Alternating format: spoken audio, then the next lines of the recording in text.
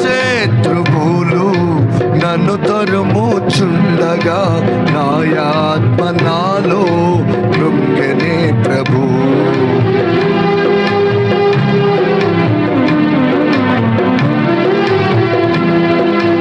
నా శత్రువులు నన్ను తరుముచుండగా నాయాత్మ నాలో కృంగనే ప్రభు. నా మనసు నీ వైపు త్రిప్పిన వెంటనే శత్రువుల చేతి నుండి విడిపించినావు, కాపాడినావు. నా మనసు నీ వైపు